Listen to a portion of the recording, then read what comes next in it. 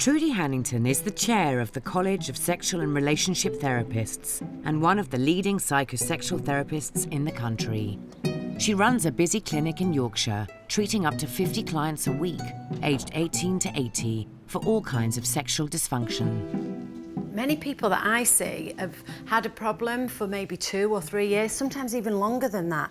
So once they're in the door and they've took the biggest step of all, walking over that threshold and bearing the soul to somebody, you know, talking about the most intimate thing that they've probably never spoken to anybody else ever about it.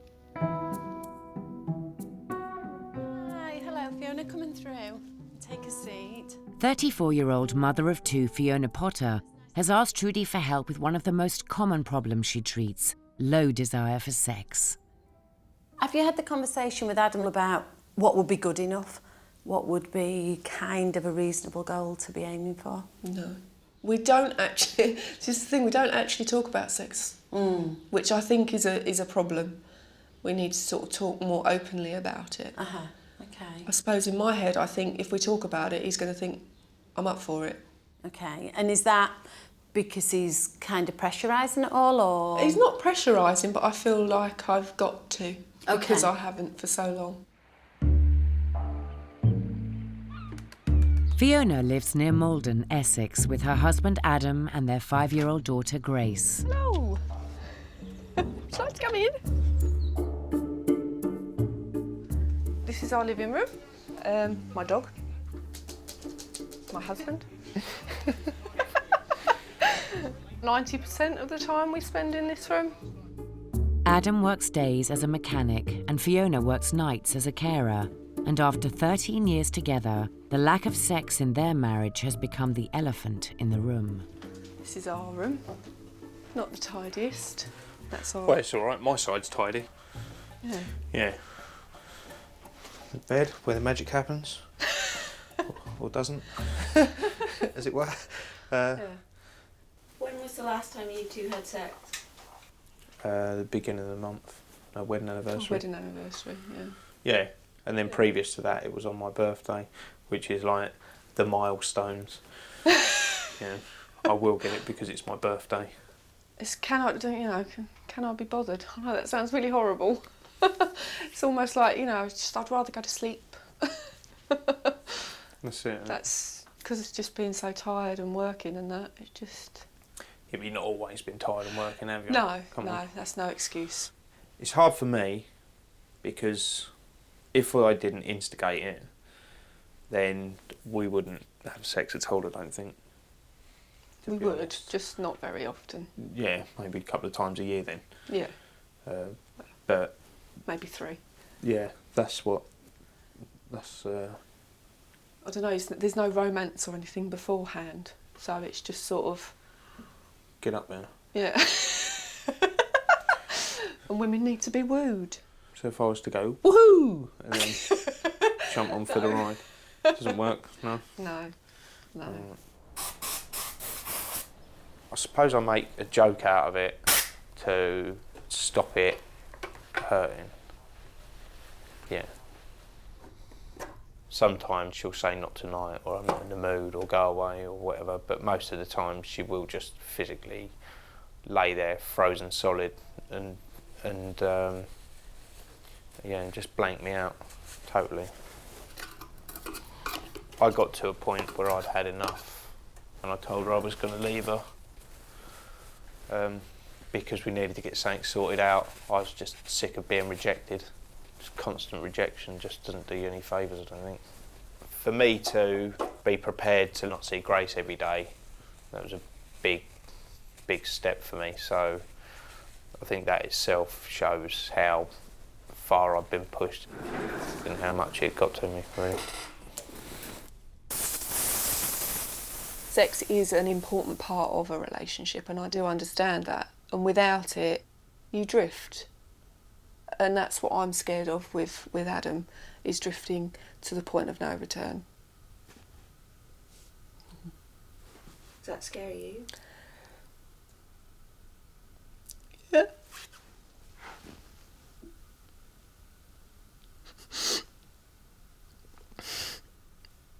Yeah. does scare me, because I do love him and I just don't know how to show him. Sorry.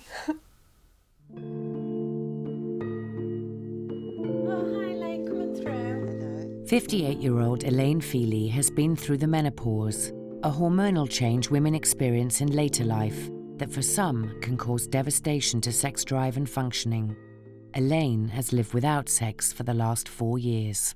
I would love to have a sexual experience back with my Okay. husband. I'd love for him to be able to come and put his arms around me in the kitchen, and then it just leads to quick sex on the table. Yeah, okay. But the desire's not gone. I still desire Oh, so the it. desire, okay, sorry. It's fear. It's the fear of the pain. Fear of the pain. Sex was becoming uncomfortable at first. Okay. But then one night, I just had the most horrendous pain. Just as if I'd been stabbed, Right. literally. And I just pushed my husband off me and said, stop, go away. Yeah. I can't enjoy sex anymore. It's gone for me now, and I don't want that. I want it back. Okay. Elaine and her second husband Keith are in the process of retiring to Clacton-on-Sea. Almost 20 years ago, Keith was teaching at a school nearby and caught Elaine's eye at a parents' evening. The best place we've ever had sex, or the most bizarre place we've ever had Most sex. bizarre place I've ever had sex. This pier. Was it really? Yeah. I mean, obviously I remember the one in Castleton because of those bleating flies. Oh, the flies over the long grass up in the woods. Yeah. There's been lots of places. For boats. We had sex in a toilet at a wedding reception. Yeah. Vauxhall Nova, having sex in That a was Vauxhall bloody Nova. hard work, that was. That was a ludicrous thing. God, could you imagine that now? Yeah. We'd have to be rescued. Well, I mean, I'm sure I'll pull a muscle. He was very, very shy of women and wary of sex. The flexibility that I've got now is negligible. But me being like 60s baby I was all for it, let's go for this. So we arranged for me to go to his house for dinner. I walked in the door that afternoon. He'd got the dinner cooking. Didn't have time to dinner. It was just clothes off and sex on the floor instantly. The sex was amazing. I've never had an orgasm like it before. This was my first, not external clitoral orgasm. This was a deep penetration orgasm. Took me to another world. And they continued like that from then on for months. And I would lay in bed after the orgasm and I would say, I feel so good now. I wish I could die this minute, because there's no way I could ever feel better than this. And that's how it was for a long, long time. Keith and Elaine are both married for the second time. They have 6 children and 4 grandchildren between them. They met shortly after Elaine's 40th birthday and have been inseparable ever since. Is that all time? Very much in love we were then, weren't we, darling? Yeah. Got that sparkle in our eyes.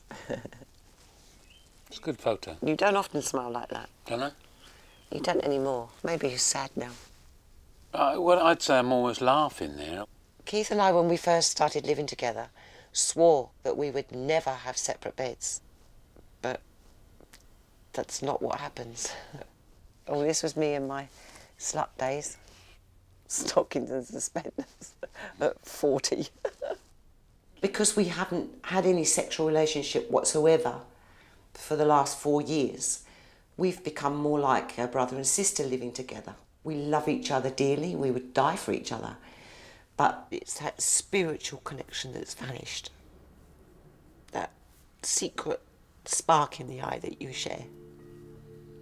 Yes, I'd like to get that sparkle back, not tears. Having met Elaine and Fiona today, I mean, they are classic of what I see every day in the clinic. In my experience of many years of being a sex therapist, is there's always more to the story. It's never just low desire, it's never just the menopause. Something will have happened that's led it to be as bad as it is. So it can be quite a difficult journey, but a well worthwhile one.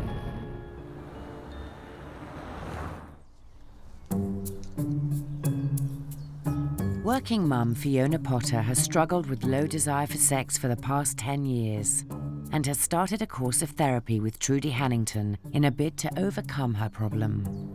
Usually, in my experience, is that when you meet a woman with a sexual difficulty, it's always much more complex than what the presenting issue is. It generally goes far deeper and will have gone on possibly a long time, or maybe is still sitting around from something that happened in childhood. And it is important that that's dealt with as part of the therapy process. Were you brought up by your mum and your dad, or? No, my mum and dad split up when I was about 11. Mm-hmm. For me, that was hard because I was a daddy's girl. Right.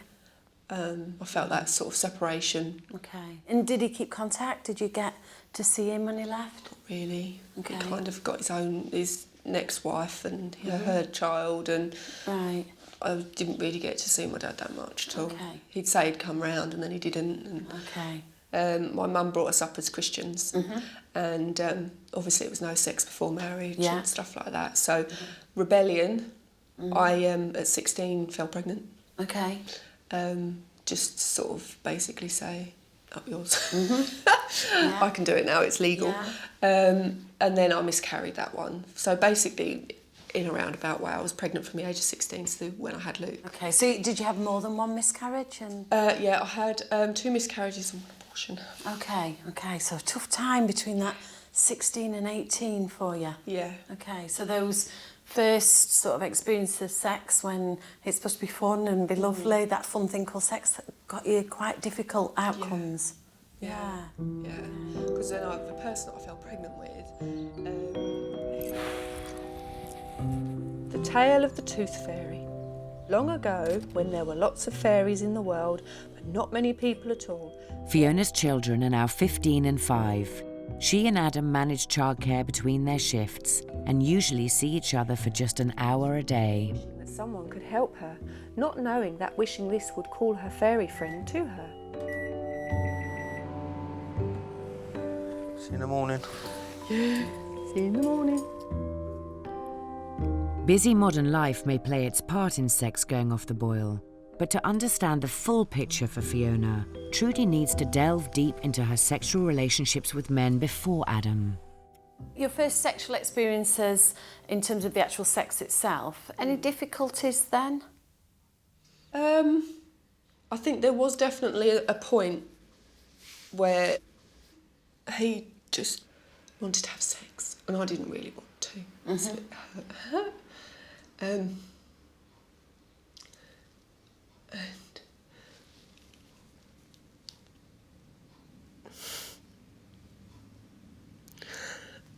I had sex with him just to get him off me. Okay. He just persisted and persisted. And I just did it because he kept on. Okay. And did that go on for quite a long period of time where it would be like that? No, it was just that once. And then I think after that point it was like I would use sex not as a control thing, I wouldn't have it with him. Ah, okay, It was, okay. looking back now, that was a point. Yeah. I think that might be why I have problems now. Okay, because one of the things that I've seen over the years, and seen a lot of women in therapy, is that one of the things that when women feel like they've lost control of everything and they're not managing and coping, is the one thing that we hold on to is sex, because it is the one thing that we can say no to. Yeah. And when there's nothing else left to give, that is the one that we say, that's it. I mean, one of the things when women are either forced to have sex or feel really under pressure to have sex and still go ahead with it has, in my experience, long-term effect on sexual functioning. And there's a lot of things that have happened to Fiona in her young life already that have been pretty traumatic stuff as well, that would impact on the relationship now. I'm a very sort of private kind of person, and to open up like that about my sex life, it was very, very difficult. I was quite upset because it was a realisation that could be why I'm stopping myself from having sex with my husband, because it's more of a control issue, which is quite bad. Her role modelling in life is big breakups and fractures within families and lack of commitment. And what we want to do is end some of that by saying goodbye to it, and then for Fiona to work on herself so that she starts to feel good about herself. Have you read about oestrogen replacement and things? You said you've kind of... I've always shied away from it, Right. from HRT, because as you said, of all the hype fears about cancer and things.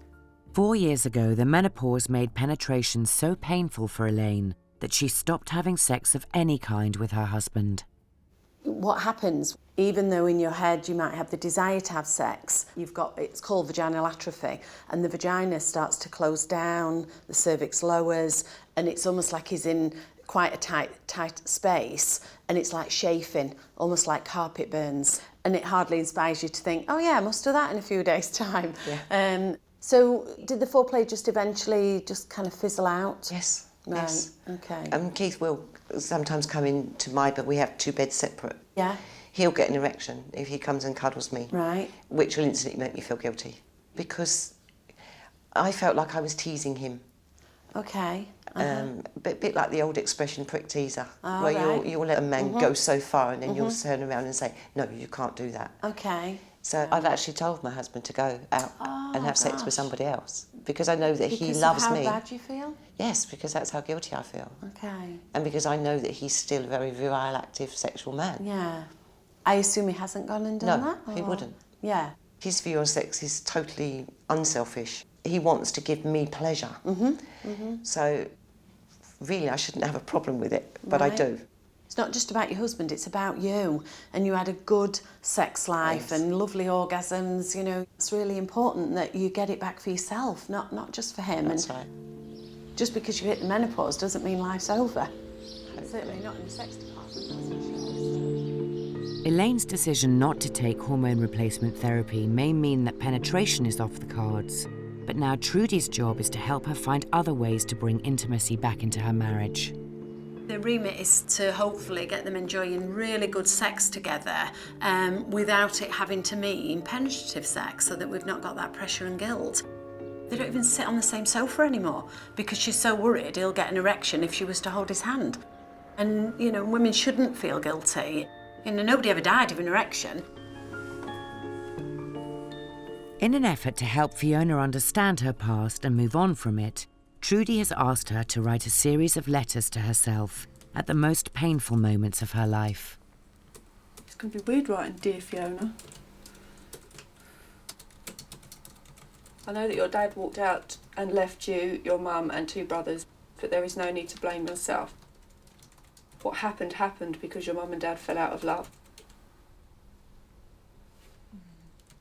I know that you went through a lot at this age with the miscarriages and the abortion. I seem to have blocked out the pain that I felt after these big events. I think this was the one that I woke up in so much pain that I was screaming.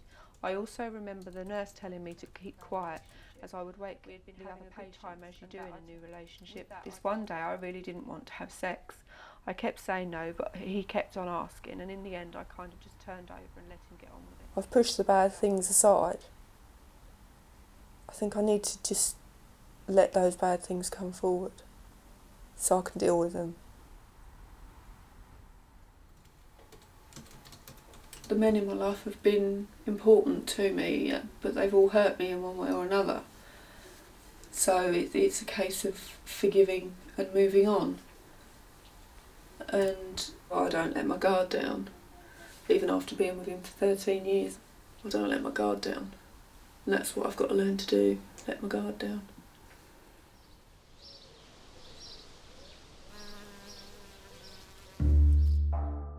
Today, Keith and Elaine are making the trip up to Yorkshire together to see if Trudy can help put the spark back in their sexless marriage. I'm hoping that this session will start to help us unravel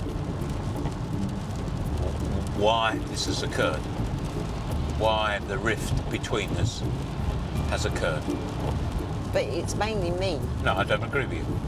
You don't think you've got a problem? No, I think it's us. I think we've got the problem. What's your problem? My problem is I'm married to you. The worst thing about it is how I feel it's affected her well-being. How she feels, how she responds, how she's on edge, how she will see the negative in almost everything. Fair comment, Elaine, do you think it has? Yes, I started to feel like I was getting old. I don't feel beautiful anymore. Okay. Yeah. That for me is very, very sad. I'm not surprised to hear it, but that's very, very sad because she is beautiful, but actually it's their inner beauty which I value much, much more. However, externally it is obvious that she is very attractive. If you could wave a magic wand, end a therapy, and you've achieved what you want to achieve, what would the picture look like? Describe it Very, to very me. simple. I mean, we'd actually be sleeping in the same bed, both stark naked, and we would be cuddling each other, both before we went to bed and when I got up in the morning. If I want to have an orgasm, all I've got to do is masturbate. You know, that's not a problem. I mean, I've got a vivid imagination. Problem for me is how do I get this level of intimacy back and get that, if you like, that bond that we used to have, you know, in our relationship.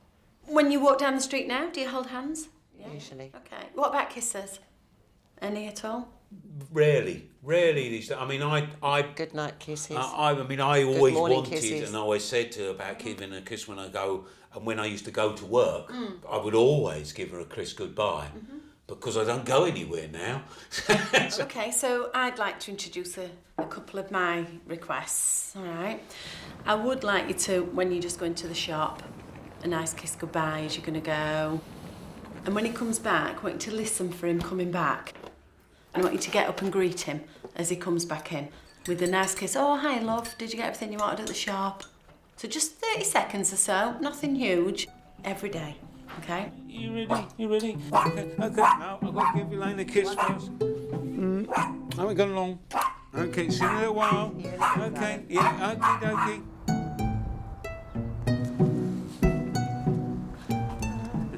It was a normal kiss, but a double normal kiss. I normally get one, and I actually got two. So perhaps having another one coming back in would be a bit strange.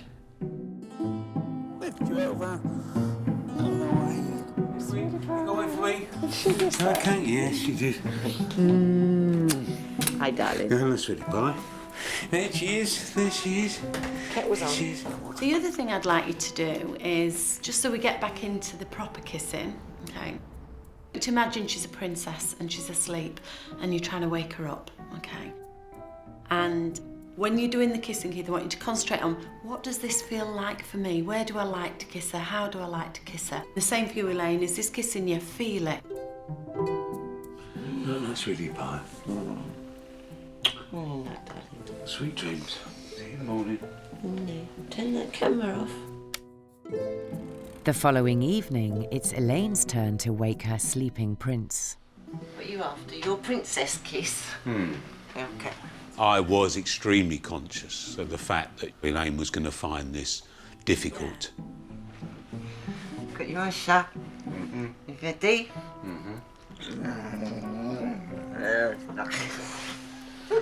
It's not much of a kiss, is it? It felt like a first date again. I hadn't kissed Keith in a passionate way for nearly 4 years. So to actually have a proper kiss, I was very nervous, but after the first initial 10 seconds was over, it just felt completely natural, something that we've done hundreds of times before, and it was just a case of falling back into that situation. Love you. Love you, sweetie. No, no. No, sweet dreams. No, I know exactly where it is. I don't need to tell. I don't need to put it in. The course of true love never did run smoothly. It's been over a month since Fiona started therapy, and she's been working hard on her issues with the men in her life. Once we get on the road, I know exactly where it is. You don't need. Yeah, but I need to know how to get to the road. Yeah, I'll tell you. Both Fiona and her husband Adam cite sex as the major problem in their marriage. Last year, Adam nearly left Fiona because of it. Well, I don't know. But you said you didn't know how to get anywhere because you just follow the sat-nav and don't look at the signs. It does sound as though it's got to quite extreme sort of lengths, really. There's a lot of pressure on them, thinking that, you know, this is the last chance to try and sort it. It makes it more difficult. Now that Trudy has helped Fiona face her past, she wants Adam to see the part he plays in their problem. You kind of knew about the history already? Yeah, we'd spoken about it years and years ago, so Yeah. it's not something that's come up recently. Yeah, yeah. So it's not something that I would have had associated with the issues that we've been having. You're never going to forget some of the things, but what I don't want Fiona to do is to carry on feeling guilty and as though everything is her fault and that she must have done something wrong, and if she doesn't do certain things, then men leave. You know, a dad leaving so young. And because of what happened in September as well. Adam saying he was going to leave because of the sex issues. Yeah. When you got to that point, Adam, what was going on for you? It was just frustration, and I was starting to feel that there was something wrong with me. Had you been talking to her about it? No. When we've talked about this sort of thing, it usually ends up that we end up having an argument about it because she thinks I'm pressuring her. Put defences up. And of course. She gets real defensive, so I just end up not bother talking to her about it, and then things fester, and we've not been very affectionate with each other for a long time, have we? Eventually you learn to think, well, go then, so you reject really before you get rejected. Preemptive strike. Absolutely. Do you try and encourage Fiona to be kinder to herself and kind of pamper herself a little bit? No. I'll be honest with you, no, I don't. Did you used to when you first met, or? No. I've never, maybe that sounds quite selfish. She doesn't have a lot of confidence in herself. No, I know she doesn't. I wish she did. But then I don't exactly lift his confidence either, because I don't say nice things to him. So what would romance be for you? I have no idea. Okay. If at the moment the only time you kiss or cuddle it leads to sex, I'd like to sort of change some of that really, but keeping it nice and safe. So if I ban sex, that's going to cause you a huge problem. If it was something that you felt was necessary, you're the expert and you're here to help us. We reject anything that you're trying to do. With the pressure of pleasing Adam removed under the sex ban, Trudy has introduced erotic fiction to Fiona in a bid to open her up to the world of fantasy and carnal desire. My hands hesitated on the pearlescent buttons, but any last shred of doubt was blown away when I pulled open the top part of her dress and reached inside for her. I pushed her breasts upwards and forwards as if serving them up on a plate, but I sensed an old familiar itch mounting in my groin, a sudden wetness in my panties. I felt her muscles clench around me, as if trying to suck me further inside. She let out a wail as if she was losing all control of herself, and then, with a shudder that ran through her whole body, illuminated in its ecstasy. When I've read them, I have touched myself, and it's embarrassing. It was like when I read the story in this the other day. I did have a little bit of a fumble down there, yeah. Hibiscus. Do they smell? Oh, they've got no smell. Therapy is also taking Elaine on a voyage of self-discovery, and after 4 long years, the siren lying dormant is showing signs of awakening. They wear comfort. Something for the bedroom, not for everyday wear. Right. Perhaps I'll come back when I'm looking for some more day wear. No problem at all. I've been through the menopause. I can't reproduce anymore. I've decided I can't have penetrative sex anymore, and I don't want to lose my sexuality completely, so I'm going to work quite avidly in making myself feel more feminine and more female. This looks more like what I'm after. Not dressing up clothes, not yet. Oh, I like the idea of catsuits. Having had 4 children, I've got some stretch marks to hide, so that will hide them brilliantly. It's got an open crotch. But I'm going to buy it anyway because I like it. £3 change. Thank you. I unconsciously, I believe, started to wear clothes that weren't feminine and weren't sexy. I think it was the drastic steps I would take not to arouse my husband. But with Trudy's help, I can start to realise that that's why I did it, and I didn't need to do it. Last session, Trudy reintroduced the basics of intimacy for Elaine and Keith, kissing and touching each other again after their 4-year drought. And she kissed you really nice? Did you feel like a prince? No. Okay. No. And was there any arousal? No, but there has been last night. Okay, tell me about that. Keith gave me a cuddle and then he became sexually aroused and got an erection. Okay. And I actually lay there and I said to you, didn't I? I'm sorry about that, it's your problem.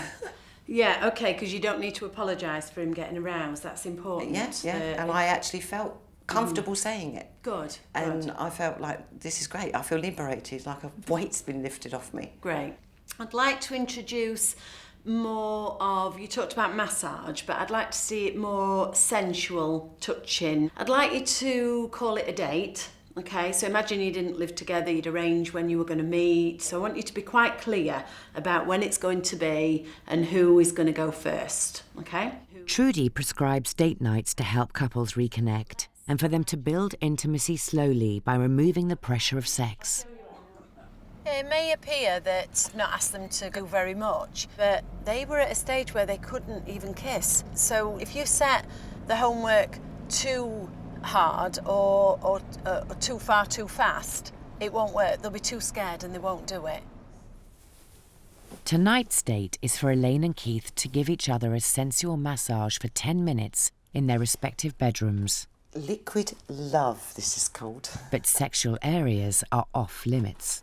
Remove her night clothes, which I shall place over there, trying to straighten up the bed. It is a big deal because even though we're together 24/7, we've never set aside even 10 minutes to concentrate on each other. Oh gosh, they are tiny. I'm not going to see much from them, am I? I might just wear this. It's meant for the beach, but it will do for a massage. I might wear some knickers underneath it. What I will do is I'll fold this back so that if she falls asleep there, then I can just put the cover over the top of her. The slippers are not the sexy bit.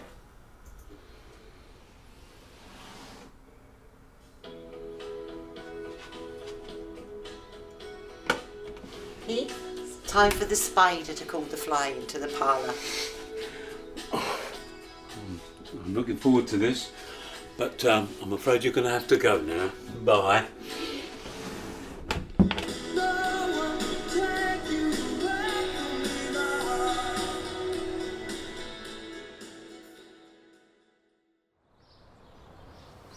Trudy has also prescribed date night for Adam and Fiona. She's asked them to start making romantic overtures to one another by sending the odd text. Sent me one today and one the other day saying I love you and yeah, just little kisses and that. It makes me feel wanted and appreciated a bit more than I did before. Tonight, Adam has been put in charge of romance, planning an intimate evening for Fiona on her one night off. Because we've been getting on quite a lot better this week, I do feel close to him. When we have a cuddle and that now, I know that it is just a cuddle and it's nice. It feels safe and secure and comforting. In 13 years together, tonight's date will be a first, and under Trudy's rules, sex is completely off the menu. The reason that I've banned sex is that I want Fiona to come out of herself and to be a bit cheeky and a bit playful so that she's kissing Adam and knowing that, they're not going to have sex. Rachel felt her heart thump with excitement. High above them was the most amazing rainbow that Rachel had ever seen. It's quite interesting when you have somebody with low desire and somebody with high desire and you lower the person with high desire and the other one automatically starts to increase. The table doesn't really scream romance, does it? Love you lots like jelly shots. Bed sheet / tablecloth. Adapt and survive. All right. I haven't had a glass of wine in the bath ever. Another bit of homework is to try to pay each other amorous compliments. All right. You look clean. You look nice. Where'd those jeans come from? These are new ones I bought yesterday. Very nice. Like them. Oh, very much. I noticed that she's reading a little blue book, which I thought was a bit inappropriate on a night when we're not supposed to be doing a funky chicken. Maybe it'll be me fighting her off, being the good boy. What do you reckon, dog? I think you've done very well, thank you very much. Be alright. What are you reading that for? I was bored. Read it while reading if you like. We'll be alright anyway. You'll be passed out by 8:30. Why did I buy wine? I should have bought lemonade.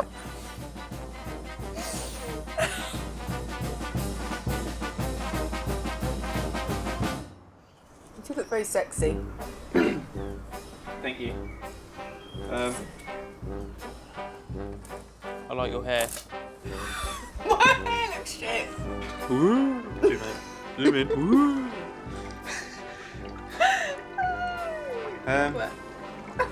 You're pushing me unfairly. No, You are. I'm not. You are. Anyway, Moving on. I'm going to resist temptation as much as Fiona keeps throwing it in my path.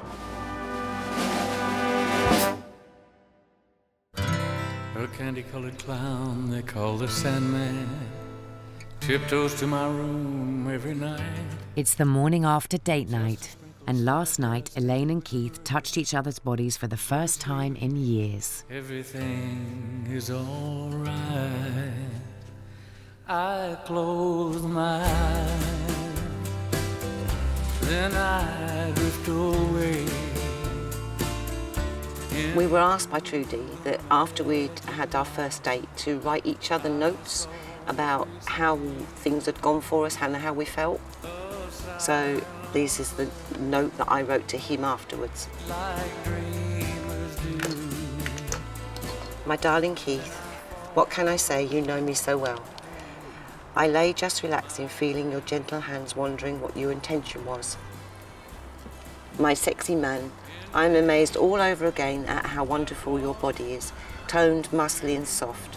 I felt wonderful at being able to give you a little pleasure and can't wait for our next date. It passed too quickly. All my love, me. Sweetie, absolutely outstanding. Touching your skin in that gentle way is so pleasurable. I was excited, in brackets aroused, almost immediately and continually throughout the 10 minutes. Knowing that you would not feel guilty helped immensely. My biggest difficulty, however, was trying not to kiss your skin or touching the no-go areas. But that is clearly the point of the exercise. Of course, you feel as beautiful as you ever did to me, and it was wonderful to have the chance to enjoy it all over again. Love you lots and lots, Keith. When I actually went to bed, which was probably about an hour, we must have finished about 11:15, and I think I went to bed at about 11:30. And then I thought, yes, this is a good time to masturbate, and that's precisely what I did when I'd had a chance to really absorb it all. I think it's fairly easy to sum up the evening as extremely successful. I was very tempted to wander into Keith's bedroom and say, forget Trudy, let's just do it. But obviously we didn't. We stuck to the rules. Totally successful to the extent that I think I actually dreamed that I walked into Trudy's next therapy session and actually kissed her myself. I can't help it, I can't help it if I cry. We didn't break the rules, we annihilated the rules. Just a little bit. We absolutely nuked the rules. But it was the best sex we've had for... Ever? Yeah. I think ever. Fiona That thinks sounds since we've pretty been bad, married. doesn't it? Fiona was an animal. No, I wasn't. You were. She was punching me. You were biting me at one point. No, I wasn't. You did bite Did I? Yes.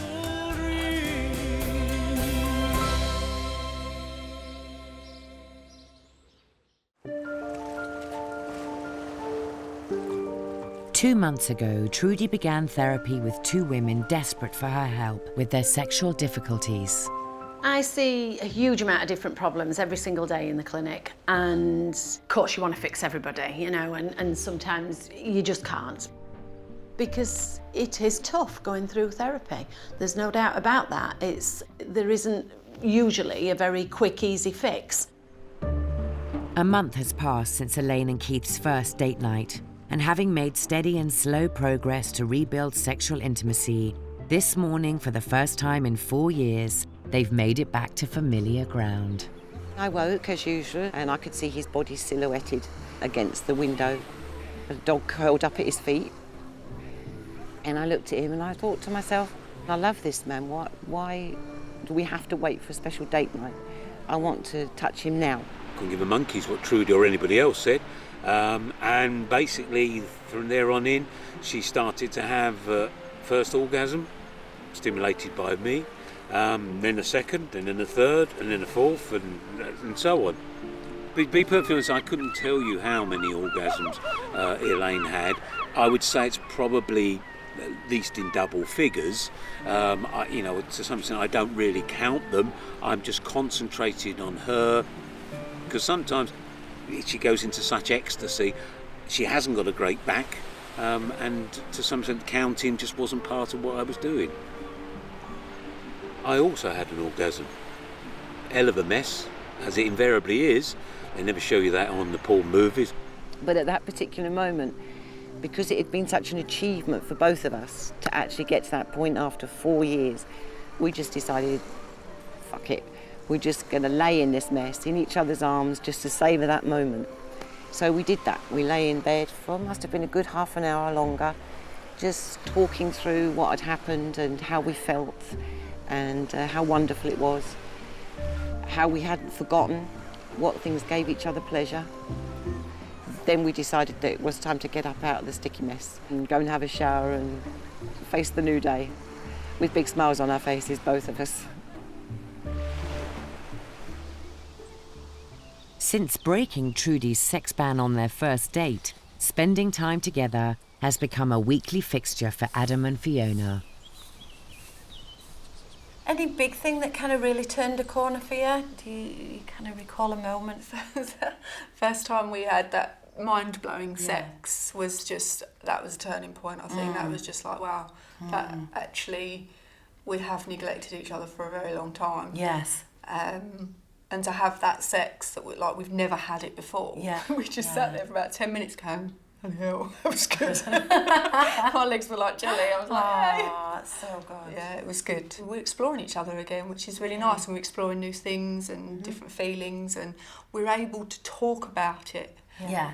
I mean, I got what I wanted out of the first session with you, with Adam, when Adam came here. Yeah. Because he then realised that in actual fact it's both of us. Yeah, that's right. He wanted sex, I didn't. Yeah. So it was me that had the problem. That's exactly. So a lot of the blame was on me, but then he realised it's both of us. Yeah, he really took it on board. He did. I'll go up to him and give him a cuddle, and he'll come up and cuddle me, and I know that it hasn't got to end in sex. Yes. That he's just showing me affection now. Great. It's making me feel good sexually. Yeah. Which I've not felt for years. So yeah, I'm letting go. It's hard, and it's a slow process, and it's not going to happen overnight, but I feel that desire.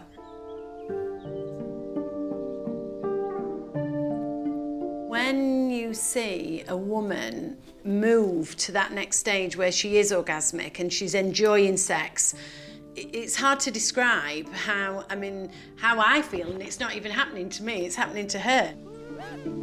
It's a life-changing thing. But it's them that went away and did it. I only gave the suggestions and some guidance. They had the motivation to change things. It's a slow process. Your mindset changes and you start thinking differently. I was always the one that was pushy in the bedroom. Yeah. And I think that's coming back very slowly. Okay. Instead of looking back to the past sex I used to have and, thinking it's gone forever, I'm now looking forward to the new sex I'm going to have.